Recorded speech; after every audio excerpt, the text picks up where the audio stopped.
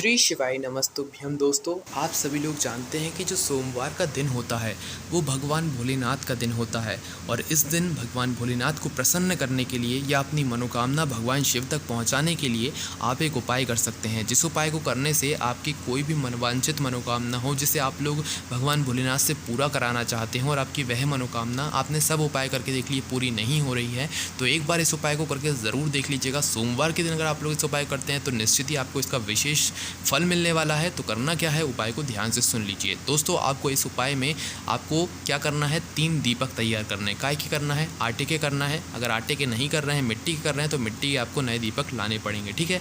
और आटे कर रहे हैं तो भाई आप अपना आटा गूंदिए और इसके दीपक बना लीजिए। बस 3 दीपक तैयार करने। 3 दीपक तैयार करने के बाद उसमें आपको गोल बाती रखना है। गोल बाती रखने के बाद आपको उसमें शुद्ध देसी गाय का घी डालना है, ठीक है।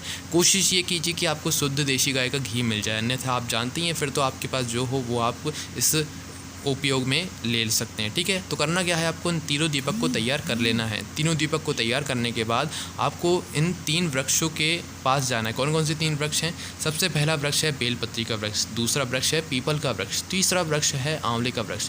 ये तीनों ही पेड़ आपके घर के आसपास होना ज़रूरी है अगर आप इस उपाय को कर रहे हैं। सबसे पहले आपको जाना है कहाँ पर? बेलपत्री के वृक्ष के नीचे इन तीनों ही दीपक को लेकर। किस समय जाना है? सोमवार के दिन सुबह के समय भी जा सकते हैं, शाम के समय भी जा सकते हैं। वैसे दियाबाती करने हम लोग शाम के समय जाते हैं, तो आप लोग शाम के समय जाएं तो ज़्यादा अच्छा रहेगा। करना क्या है, सबसे पहले बेलपत्री के वृक्ष के नीचे पहुंच जाओ।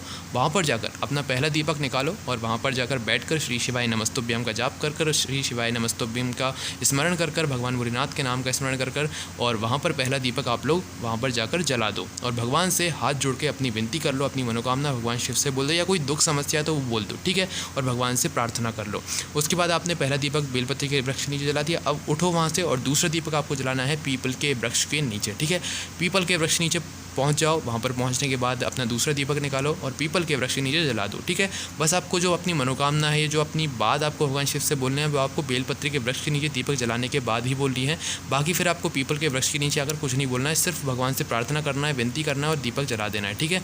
आपने पीपल के वृक्ष के नीचे दीपक जला दिया। अब तीसरी पेड़ के नीचे पहुँचना जो कि है आंवले का वृक्ष, ठीक है। तो आंवले के वृक्ष के नीचे पहुँचो, वहाँ पर जाकर अपने तीसरा दीपक जला दो। अब यहाँ पर आपको श्री शिवाय नमस्तुभ्यम का जाप करना नहीं छोड़ना है। पीपल के वृक्ष के नीचे लगा रहे हो तब भी श्री शिवाय नमस्तुभ्यम का जाप करना है। आंवले के वृक्ष नीचे लगा रहे हो तो तब भी श्री शिवाय नमस्तुभ्यम का जाप नाम का स्मरण करते रहना है, ठीक है। और पहला दीपक आपको विशेष रूप से बेलपत्री के वृक्ष के नीचे ही लगाना है, ठीक है। ये उपाय आप लोग एक नियम के साथ भी प्रतिदिन भी कर सकते हैं अपनी किसी मनोकामना के लिए, या तो आप लोग सोमवार के सोमवार भी इस उपाय को कर सकते हैं अपनी किसी भी विशेष मनोकामना के लिए। करके ज़रूर देखिएगा। आपको कोई भी समस्या आती है तो आप हमसे कमेंट करके पूछ सकते हैं। ज़्यादा जानकारी के आप लोग हमारी वेबसाइट भोलेनाथभक्ति.com का भी सहारा ले सकते हैं।